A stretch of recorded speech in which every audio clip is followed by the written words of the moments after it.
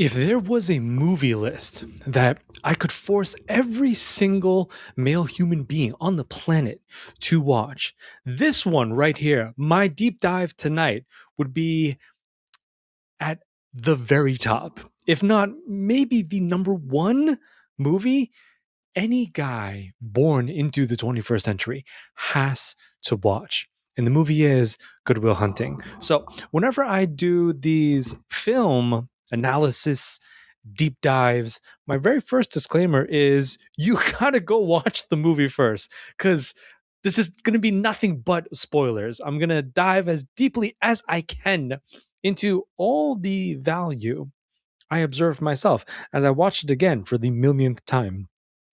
And I want to extract all of these male self improvement concept that is extremely worthwhile for you and me to pay attention to as we try to apply this incredible story of Goodwill Hunting to our own lives so you and I can have a very similar ending to Will as we see him driving off into the it's actually not a sunset. He's just driving off and we know exactly why, because he's going to go get Skylar. But before I get ahead of myself, this kid, this young king right here,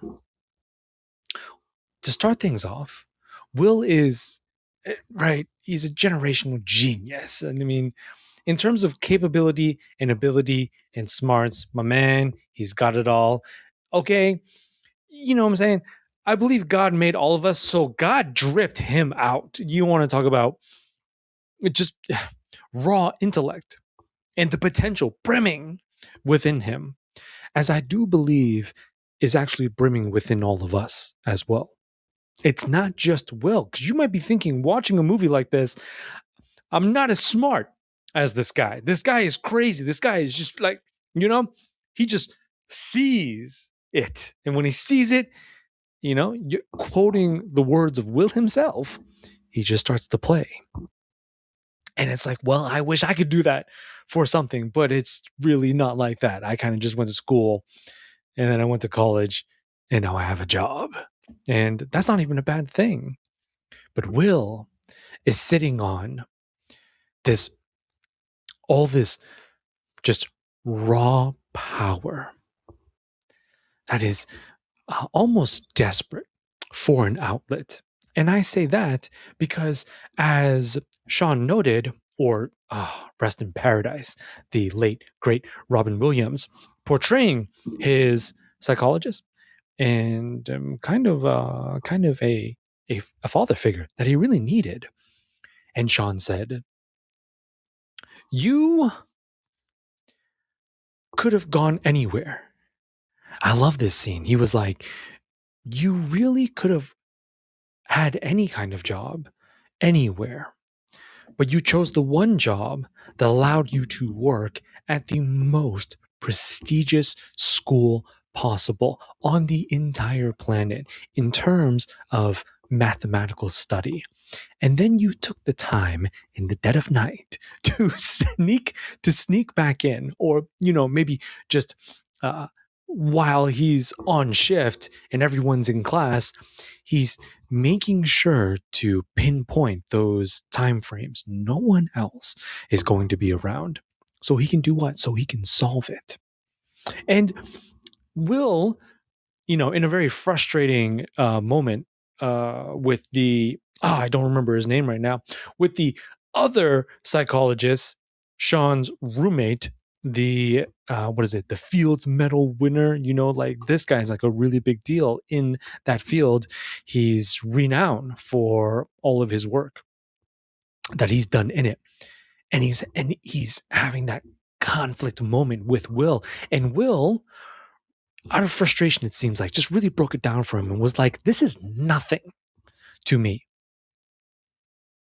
These equations, these proofs, these theorems, they're difficult for you. I'm sorry that they're difficult for you. But did you have any idea what this is like? This is child's play. This is nothing for me. I just breathe this. And that may be true.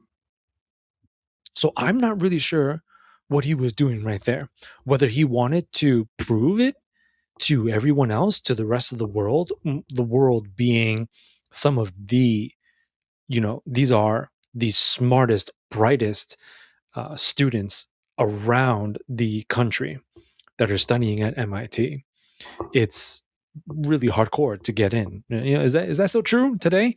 All right, which is one of the reasons that makes it so prestigious. Or is he trying to prove something to himself?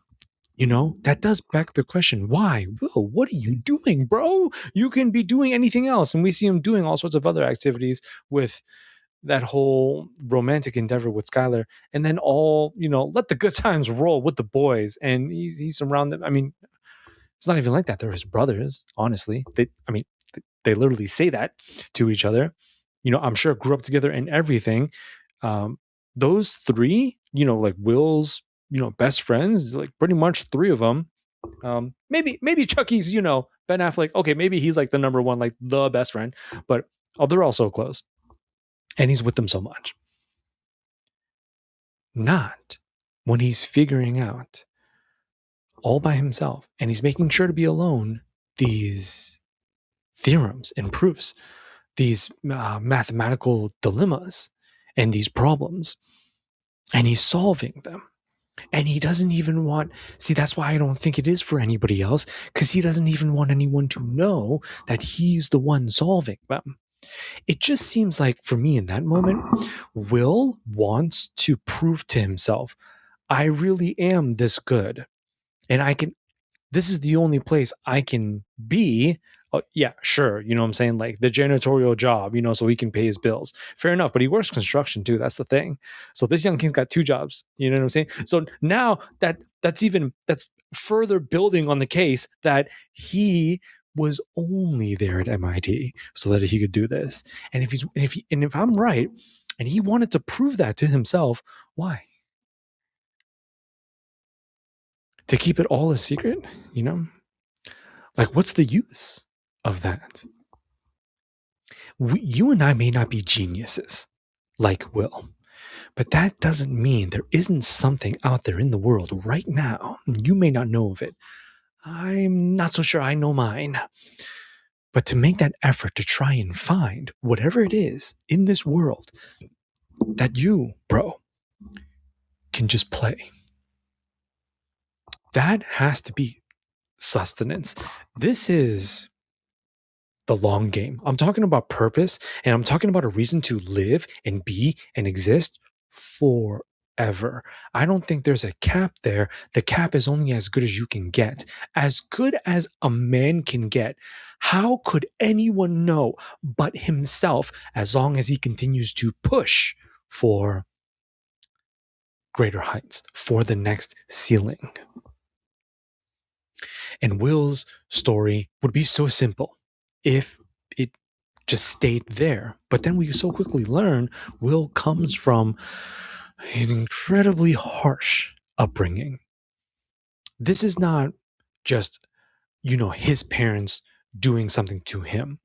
He never knew his parents. He was an orphan, and he went through several households before he got to the age of 18, and the legal system was like, good Lord, finally get him out of here. You on your own now. Okay. Because through each household that he went through, apparently through a bunch of them, Will was abused in all sorts of horrendous ways. We get a probably the closest glimpse to the nightmares that Will comes from as a kid when this is one of his foster fathers, so God knows how the other ones were, but one of them drank a lot, and he would come home, hammered, and I guess vent his frustrations of his personal existence out on Will. And he would ask the boy to choose, which adds a whole nother layer of torturous intent. But we got the belt, and then we have the wrench. I'm actually failing to remember the third one right now. And I think he's telling this story to Sean, and Sean was like, "Ooh, gotta go with the belt there, Chief. If I had to pick between those three," and then Will was like, "Yeah, I pick the wrench every single time. The wrench, bro." And to the audience, like you and me and Sean, it's kind of utter shock. Like, what? Why? And this logic was so telling of Will's inner character. This is one of those moments for me when I went from, oh hey, what a cool main character, like this guy's pretty dope, to yo, okay, like he has my full undivided attention now. Like, oh Lord, I'm so invested in him now. Because, well, of so many different reasons, but this is the very first one for me. And it's when he goes, because F him. That's why. He chose, Will at that age chose the maximum amount of pain in a situation he knew he couldn't control. He wasn't, he like, a boy, however old he was. I mean, he's not, the point is, he is not fully grown. So he's most likely not actually going to be able to put up much of a fight against a fully grown adult man who is also, completely inebriated. Right? So, not only that, but he's he's had so much alcohol, he probably doesn't even really know like what he's doing, and he probably wouldn't even really be able to feel anything. If you want to talk about like an actual fight, he just was conscious enough to try and vent, I guess, is how those things happen. You have a man here who has lost his mind, and he has nowhere else, you know what I'm saying, to bring it. All that pain within, he's looking for someone or somewhere to inflict it on. And in this situation, it's Will.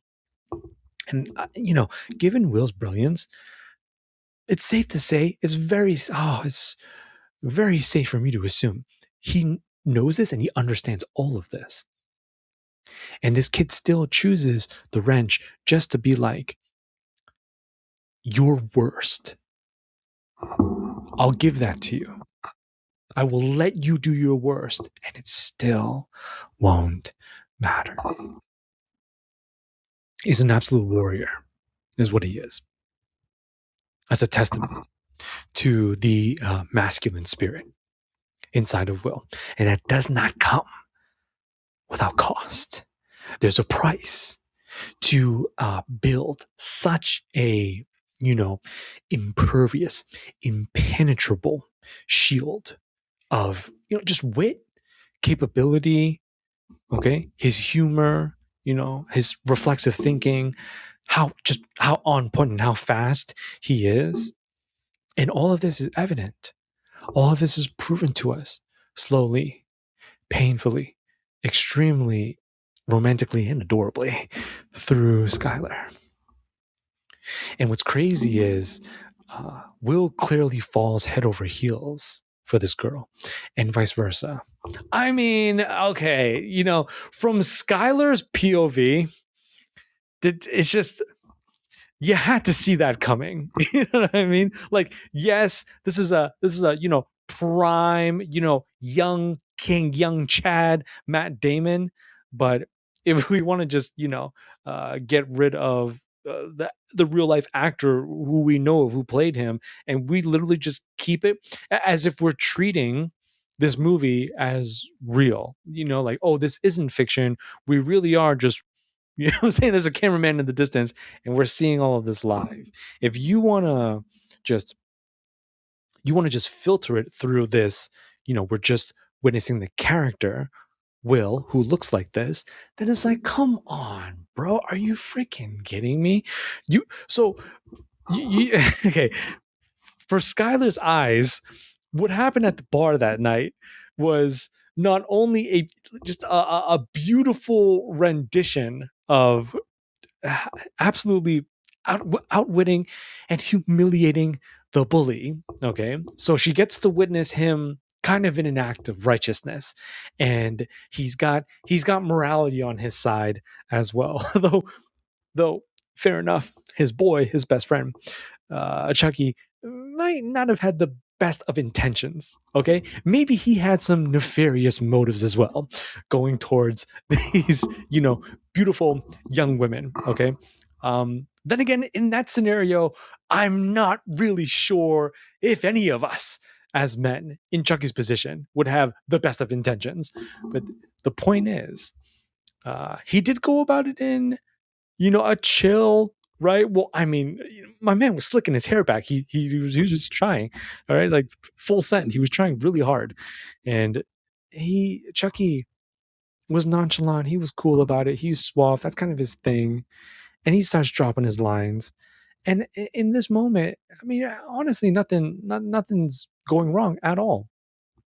The only thing that might have made Chucky truly the bad guy is if as soon as he started talking, Skylar or her friend, right, the blonde chick, were there more? I think it was just those two, or maybe there were more. All right, but those group of girls, if they had immediately been like, "Whoa, man, the go, no, leave us alone, go back to your side of the bar," we don't want to hear it. No, it wasn't like that at all. Okay, then I mean, Chucky walked over, and they were giving him attention. And, started doing his thing. It's just the basically the pretentious, know it all, right? Um, very arrogant, very stuck up. Typical, I don't know, Ivy League stereotype student. All right, walks into the frame because he's overhearing Chucky's conversation, and he can tell right off the bat, right? Chucky's like in his, smooth playboy way, completely BSing these girls. And he wants to use it as an opportunity to make himself look good so he can score, so he can get the number and, spend some quality time with one of these women. And Will completely destroys that. Will just approaches this whole situation like an absolute boss. It is extremely masculine. So he's already got that going for them. But then on top of that, looking the way that he looks, and then on top of that, showing off his intellect as well. So what the frick just happened here? We literally just had a heartthrob genius, okay, step into the situation and, completely take over, right? Had the whole bar laughing at the end of that punchline when he was like da da da da da da da da da da da, and you could have just, when you dropped 150K on an education, that you could have just gone at your local library for $1.50 or whatever, something like that. And that's how they meet, and that's how he gets the number, which will, he just couldn't help himself, right? He had to rub it in right there. I don't blame him though, because the other guy was just ultra douchey in this way. And of course, as the audience, we're cheering Will on, and then it starts off super puppy dog. Skylar and Will, they represent exactly what a man longs for. If you're talking about just a classic relationship situation, like that is it right there. When was the last time you saw a modern film that depicted young love in this way, bro? It's so right. There's no, like, you just get the feel. There's no doubt. There's no third party. There's no situationship. They're on the same wavelength. There's no confusion of any kind. No games are being played. And this is probably because this movie was filmed in the 90s, which is 30 years ago. That's over a quarter of a century ago. A lot has happened since then. Dating has evolved, I should say. How about transformed dramatically since that time period? Fair enough. But we're talking about how it should be. We're talking about pursuing the proper ideal for men and women to, interact and mingle with one another. That's how it's done right there. Okay. The physical attraction was solidified. That's how he got the number.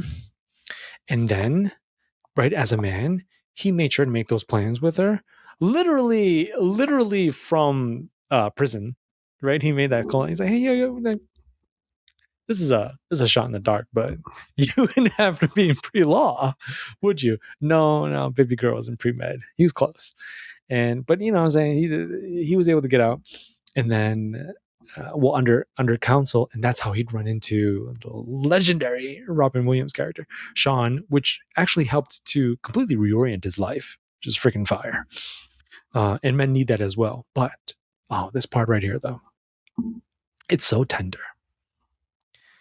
It's so the the chemistry between them, Skylar and Will, is so organic. I love it. It really, um, yes, any good scene should induce, heavy audience investment. But for me, it was so, I don't know. I mean, this whole movie is freaking phenomenal. I mean, this is some truly goated cinema stuff right here. But I don't know too much about the technicalities of all of this, right? Foreground and background and the score and positioning of the camera and zoom ins and zoom outs and the cuts and whatnot. Oh, no. I'm aware at least enough. All of that has to help supplement the emotion that the scene is trying to convey to the viewer. Yes, absolutely. But I'm just so focused on just how effortless Skylar and Will make me feel watching their love unfold. That is what is so captivating for me. And you got the cheesy, like the whispery melodic, right, boy band, right, singing in the background. That definitely helps set the mood. But come on, man. I mean, no, not even boy band, not even boy band. It's like I don't know the song. I should probably get the soundtrack, but it sounded like Beatles. You know, like this is like old school mellow, peace and love, everybody vibes. All right, and it all makes for a very serene and, again, kind of you feel so warm, within just witnessing uh love. We're getting a glimpse of love between a man and a woman, a young man and a young woman, happen just very naturally. They're just having fun. Okay, sure, fair enough. Will is, at the end of the day, a male human being, and he's got his objective. He's got his priority, right? They're pre-wired in all men since the dawn of humankind. I mean, we keep it real here at the Pillars of Man. I'm not claiming this because I am not familiar with the female human experience in this way, but something tells me Skylar kind of right. She had her own objectives as well. She's like so down to earth. You love to see that in a woman. It's not even taking really any of this too seriously. She's right there with Will. I'm trying to get to know you. I am, but I also want to have a really good time too. Like I really just like actually want to have fun, and they both do that. And they're throwing shots and they're exchanging and throwing jokes at each other at the what kind of freaking store was that? I don't know. It was like a candy slash joke store. It had like toys, but also had candy. And I'm saying like he actually did pick up caramels with that ridiculously corny caramel disappearance trick. And I guess that works because it's so bad. It's like that kind of shtick. Like this is so bad. That's why it's kind of funny. And, you know what I'm saying? Um, Honestly, to be extra real though, that joke probably only landed with Skylar because she was already like, you know what I'm saying? Like, please be mine. And she goes, well, I do. I did need somebody to study anatomy class with. So, right, like just very, very playful, forward. Okay. But also kind of testing Will as well. Okay, I'm gonna throw out a joke like that, and that is kind of inappropriate, and that is kind of intimate. And I did talk about physicality right there, just to kind of see how Will respond. Will was smooth, cool as a cucumber, brother. Okay, that's just the. I mean, you know what I'm saying? He's definitely has some experience, right? Young Chad, he knows what he's doing, and they just keep it going. It's absolutely fantastic. They grab a burger together, and that's the famous first kiss scene. Again, once again, initiated by Skylar. So if you're gonna have the female character be this upfront, then that screams to me she was already all for him, way before he was all for her. Bit of a disparity right there. We're going to see this develop in a further scene when they just finally tensions rise high enough between them. It's inevitable at this point. Will's trauma is going to come out now because you can only be coy and playful and surface level for so long. You spend enough time with another person, whether either of you like it or not, you're going to go deeper because you're not gonna intentionally and purposely repeat the same surface level conversations and topics as when you first met each other. It's just not how it works. That isn't what time and love and connection will not allow that. So now Will and Skylar are at a crossroads. And we go right back to the trauma Will has been shouldering all his life. And when you put a man through enough pain, you will absolutely get a persona, a bravado, similar, extremely similar, if not identical to that of Will's. What is Will really doing right here? Now he's special, obviously. This kid is literally okay, like a genius. Okay, I mean they keep telling us that throughout the entire movie. You remember all those conversations between Sean, Robin Williams' character, and I don't remember his name. I don't know the actor's name, and I don't remember his name in the movie. God dang it! But freaking, you know what I'm saying? You know who I'm talking about? Okay, the hands-on tutor of Will, whereas Sean, Robin Williams, was just the psychologist weekly meetings, but then turned into dear friend, and then after that, kind of a father figure because he gives so much, he blesses Will with so much wisdom and insight from his own life, and we're told so many times between when there are just talking dialogue scenes of just Robin Williams and the other guy, his roommate, the math tutor, and they're just dropping some pretty hardcore deductions about Will, his potential, and his future. Saying things like, oh, you remember, there was that guy in I don't know, India or something like that, and he never had a formal education, and he was just doing math from, I don't know, however he was, like, from a news source or something like that, and he was mailing it to, you know what I'm saying? Whatever math professor or something like that. And then they were like, what the frick? This is crazy that this guy is coming up with this stuff. And they invited him out, and the rest is history. And apparently because of that, there were massive breakthroughs in physics because of that one guy. And in order to further prove this point, they were trying to ask the bartender, right? Kind of this neutral third party. Hey, do you know Einstein? Okay, do you know blah blah blah? Do you know blah blah? Do you know blah blah? Do you know? Oh, and I just remembered it. Gerald Lambeau. So Gerald is the other guy. That's so interesting how that just helped me. Do you know Gerald Lambeau? And the bartender was like, "What? No, I've never heard of Gerald Lambeau."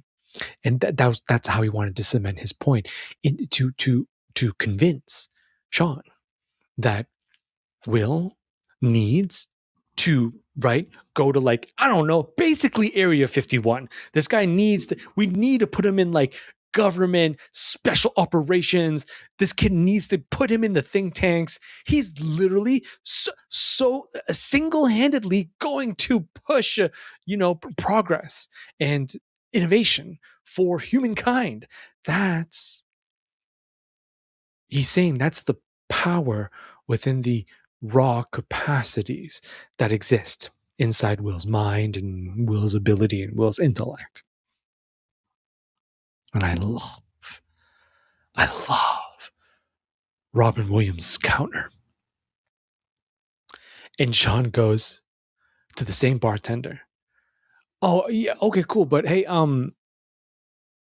you ever heard of Ted Kaczynski? And Gerald actually didn't know him. Gerald was like, no. And then Robin Williams went on to say, yeah, also brilliant, right? Also, like from Montana, small kid from a little town in Montana, what I'm saying? Went to the mathematics fairs where blew everyone away. He was absolutely an incredible genius. And then he asked the bartender. The bartender was like, oh yeah, the Unabomber. Which is, I guess, his way of, kind of emphasizing that point.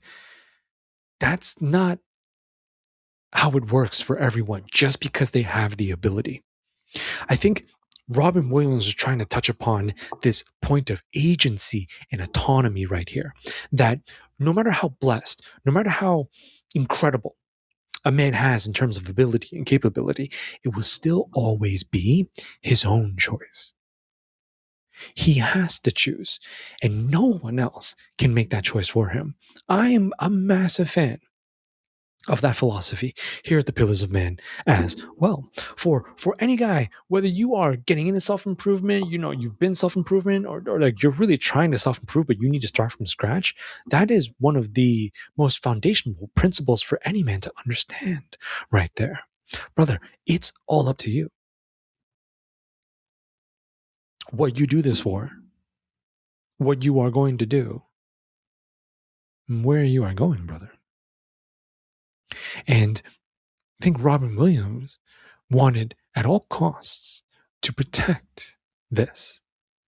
He wanted to preserve it, rightfully so, for Will, so that Will would be the only one, the only man to make that decision. Even a man as smart and as great as Gerald Lambeau would, no mortal should have that say for a decision that belongs solely to Will.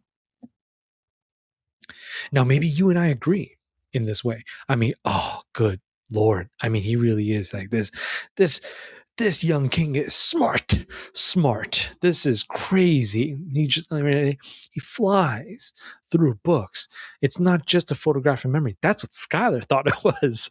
And Will broke it down for him, was like, no, not photographic. It's just when it comes to certain things. And for him, it's numbers. For him, it's theorems. For him, it's equations. Okay. For him, it's a whole lot of, for me, it's hieroglyphics is what that stuff is. Okay. Brother, long division is an instant migraine for me. Okay. So let's not talk about anything else after that. But for Will, that's just like, it just clicks for his head. He just plays. He doesn't really have to think about it. I love his Mozart analogy. It's beautiful. Mozart was 3, 4, 5 years old or 5 years old or something like that.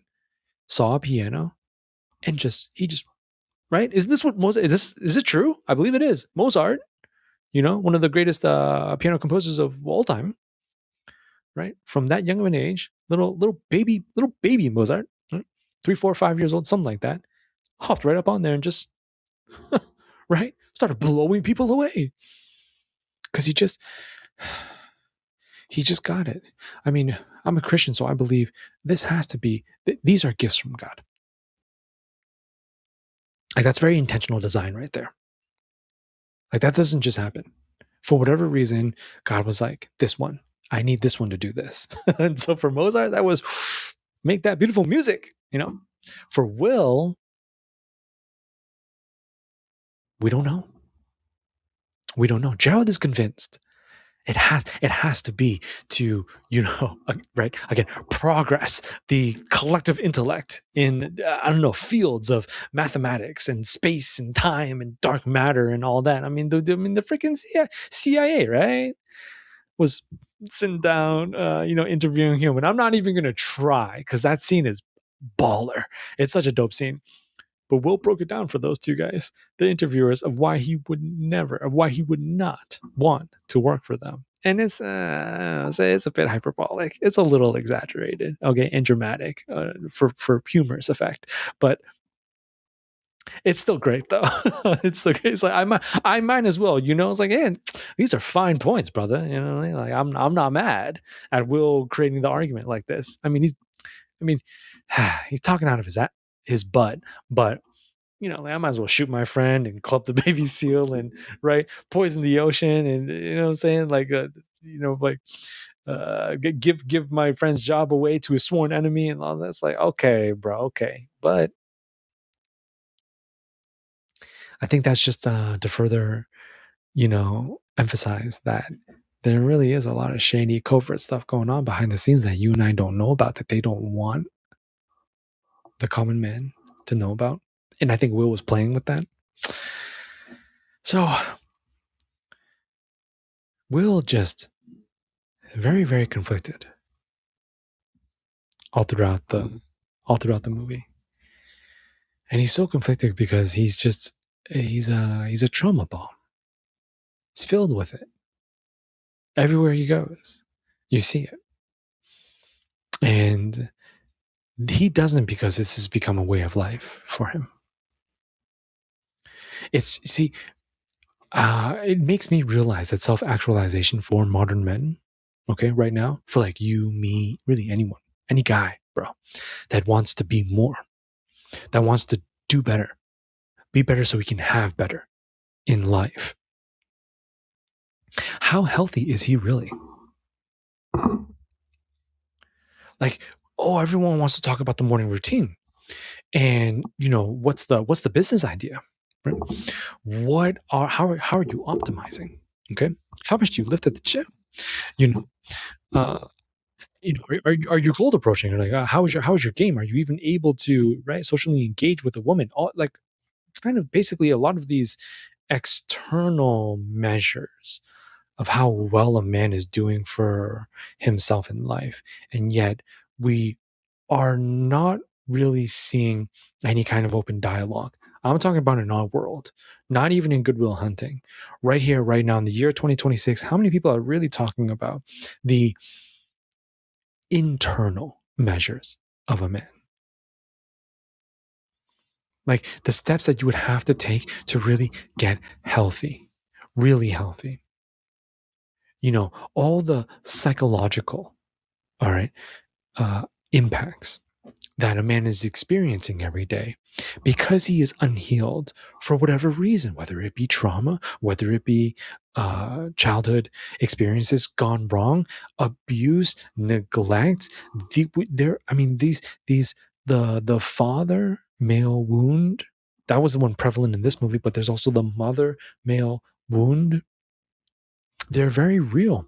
And these are the kind of things that most men do not want to talk about because it brings great shame on a man.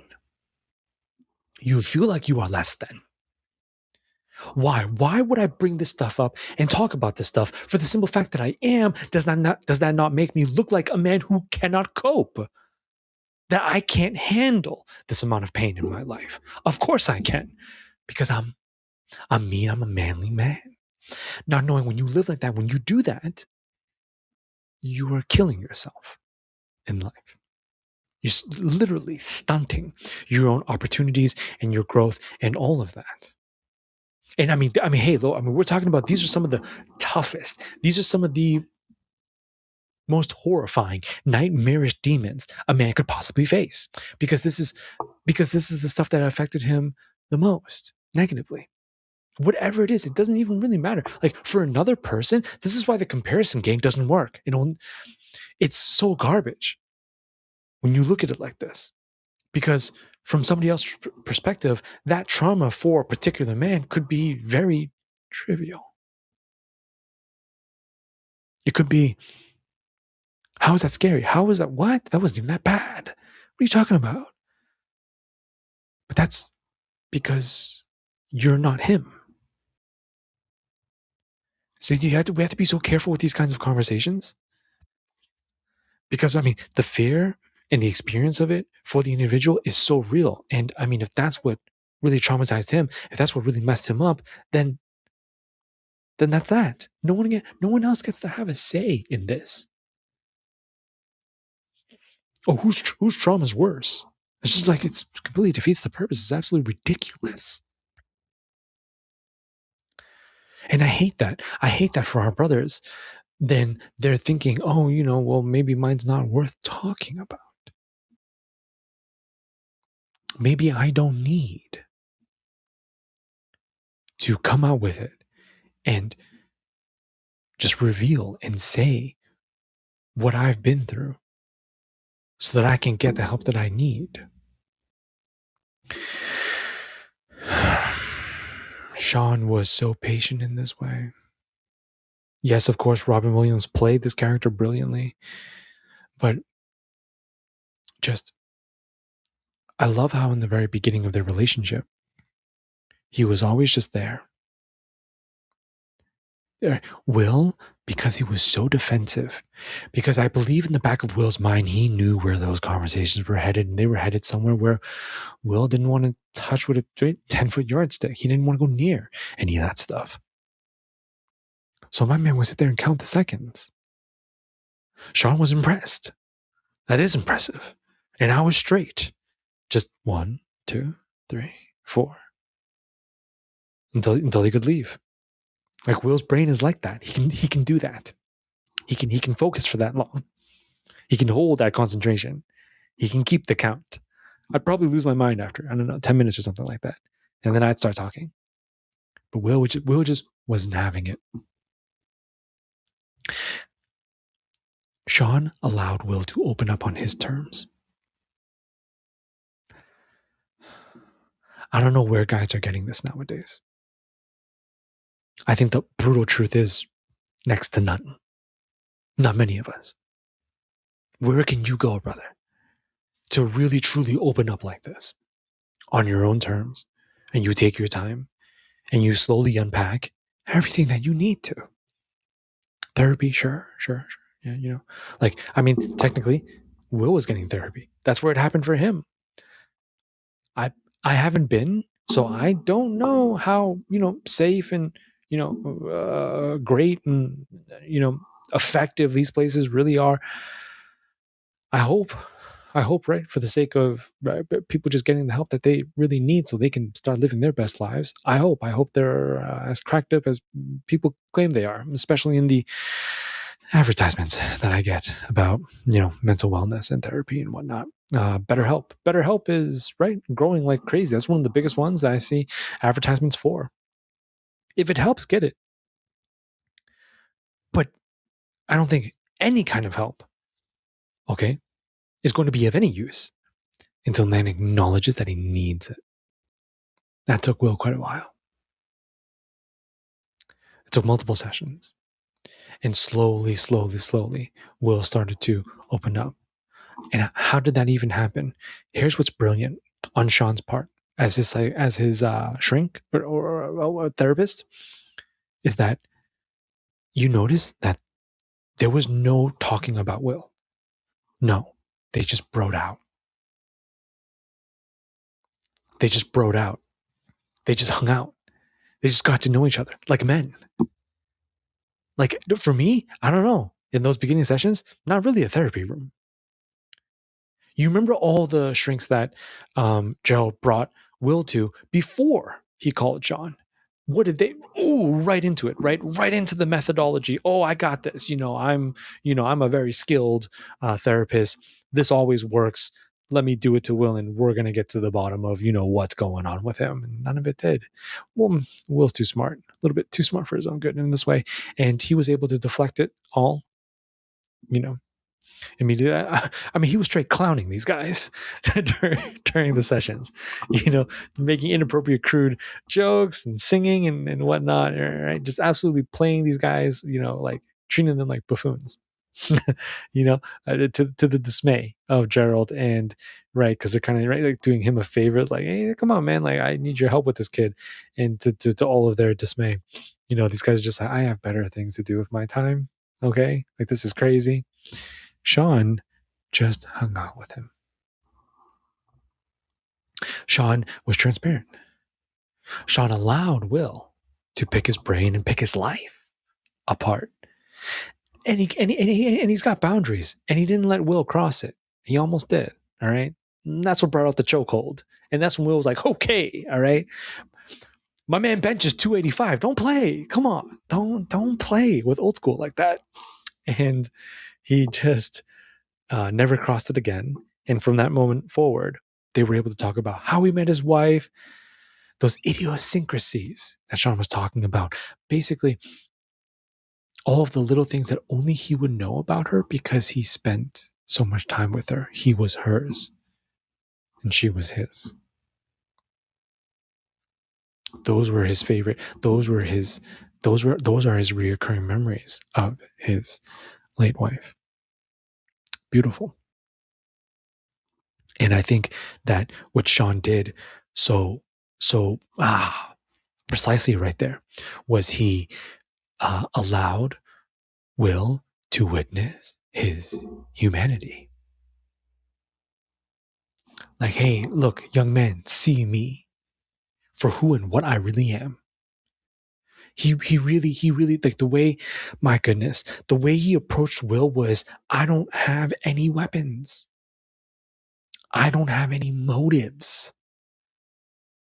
I'm not trying to play you. I'm not trying to manipulate you. I'm not trying to take advantage of you. Where everyone else, right, kind of approached him like that. Even Gerald. Gerald has that moralistic, altruistic basis for his bias.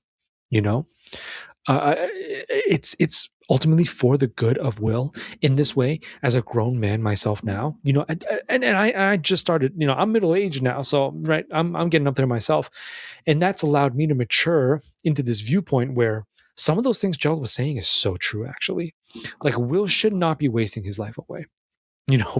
Doing youthful debauchery, young and restless stuff, bar fights and bar hopping, right? Just clowning around with his boys in construction. Is there anything wrong with that? I think those are cornerstone experiences for any man. But it's just that Will's roaring potential, the elephant in the room, is this young man's mind. What is he going to do with that? What if he could be given the direction to put that towards something? How many souls it would touch? How many people it would help? This is where Gerald was coming from. And I don't think Sean disagreed. Where they couldn't see eye to eye was, yeah, but he needs to want it. I think that's what Sean was saying. He needs to want it. You want it? Cool. I kind of want that too. But it doesn't matter what anyone else wants. What does Will want? And Will never wanted anything until he met Skylar. This is the power of a woman. The right one. And Skylar is absolutely the right one. Why? Because Skylar, she is not playing any games. She told Will, I want you to be mine so I can be yours. And I gotta go. My career is, I can't stay here in Boston to continue it. So I'm headed to the West Coast. That's where Stanford's at. Come with me. I don't want us to separate. Just come with me. It's pretty crazy. Whole new city, whole new experiences, away from home, away from his boys, away from everything that he knew and grew up with, so that he could stay with the love of his life. And Will tore this down. He completely ripped this apart when Skylar presented it to him. And that was Will. That wasn't Will talking. I don't believe it was. I believe that was Will's brokenness speaking for him. That was Will's trauma flaring up. He's been through too much. He was hurt too much. Those foster homes, they put this boy through a little bit too much. And when he grew into a man, right, biologically, puberty, done, he is a man now. He never forgot. Will has this worldview. The world is absolutely brutal. It's really messed up. Everyone here is out to get me, because everybody kind of was when he was growing up. Everyone's out here to get me. I got to do what I got to do to keep numero uno steady, safe, protected, well. And that meant cutting off the one source of, genuine and true trust and care and loyalty that he had ever experienced. Skylar scared the freaking poop out of this kid. What? Absolutely terrified him. And she said it, she called him out too. That's the thing, right? Skylar might not be a genius like Will, but baby girl, she's not missing a beat either, right? She's also firing on all cylinders. She sees what's happening. She's smart enough to. She was like, you're doing this? She's bold. She's so bold. And you love to see that in a woman. She was like, I know you love me. She wasn't like, well, do you? Well, do you? No. She was just like, no, I know you do. I know you do. I've caught you. You know what I'm saying? Red-handed multiple times. I think it had been multiple times by that point. So they were in it. You know what I'm saying? And she was just like, no. Oh, you all about me. So then admit it. That's really what it was. Admit it. Because I'm all about you too. She was trying to tell him, I'm not like chill. This is not nonchalant for me. This is equally terrifying. Everything you're feeling, I feel too, because you could do it to me too, because it's a two-way street. You can betray me too. You could hurt me really bad too. And you run away with some Surfer Cali girl too. But she was the one who said, because she was healthier than Will in this way. That's a good thing. Hadn't been through, right, the abuse he like no human should, but that's not how life works. So that maybe allowed her to be able to say to Will, but I want to try. Here's the thing. Will did too.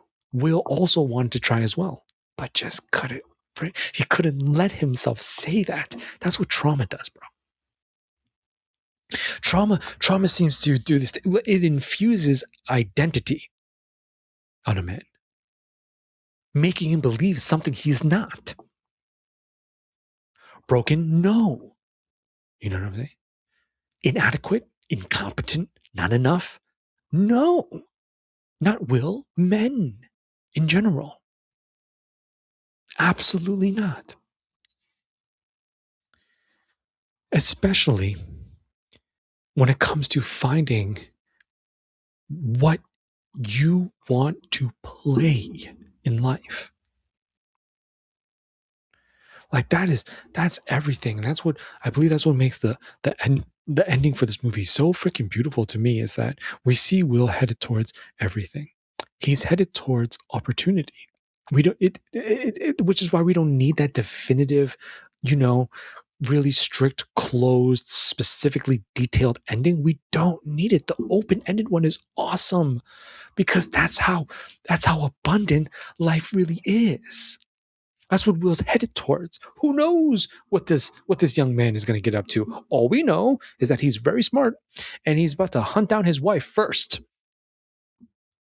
That's two prime premium ingredients for an incredible life.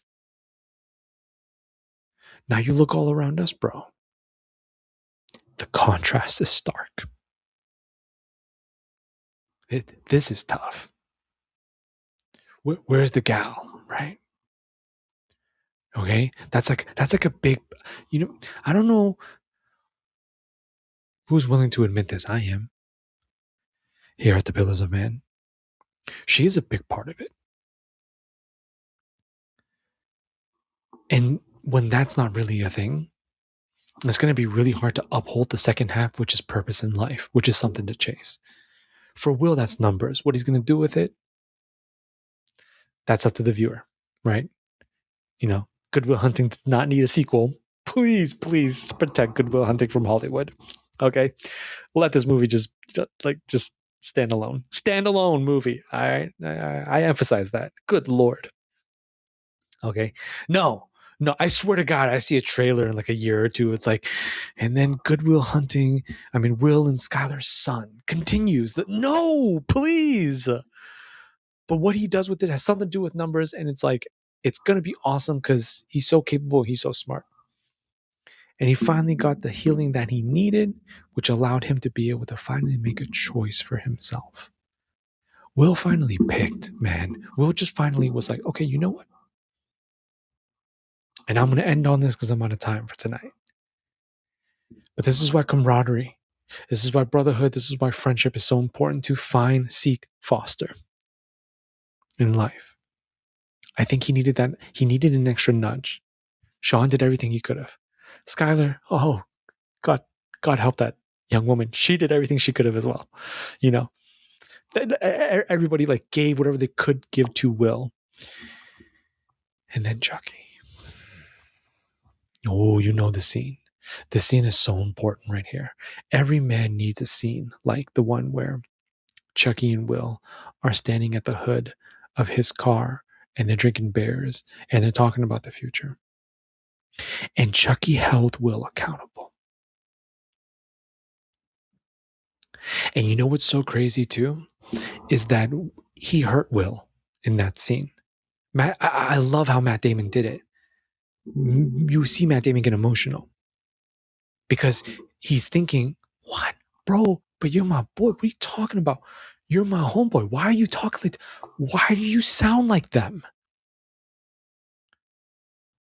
And I think Chucky was just like, bro, it's not about you. It's about what you got. It's about you're obligated to do something with that.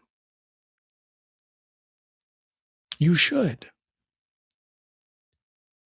You should want that for yourself. Me and the boys, we don't have what you have. We can't go if we wanted to, but you can. So, brother, please go. That's what he was saying. Because Chucky loved Will in this way, true brothers. And he generally wanted the best for him, even when Will did not want that best for himself. Chucky was like, held him accountable, which is like, bro, if you're here in 20 years, I'm gonna beat the ghost of the Holy Spirit out of you. You can't stay here. What do you mean? It wouldn't be right. And that did something to him. And I think that helped Will put it all together. And then at the very end of that movie, we go and see him drive off to do exactly what, brother? Live his best life. And I want you to as well. You let me know what you think of this incredible, amazing film, Good Will Hunting. You drop it down in the comments below. If you haven't seen it, I don't know why you watched this episode, but it's all good. If you really haven't, though, then even a deep dive like this does it no justice whatsoever. Please go watch Good Will Hunting. All right. One of the most incredibly moving and powerful movies for any man to watch. And this is the Pillars of Man podcast. I hope to catch you real soon in my next one. But until then, take it easy. Take good care of yourself. and I love you so much. Please subscribe. Peace.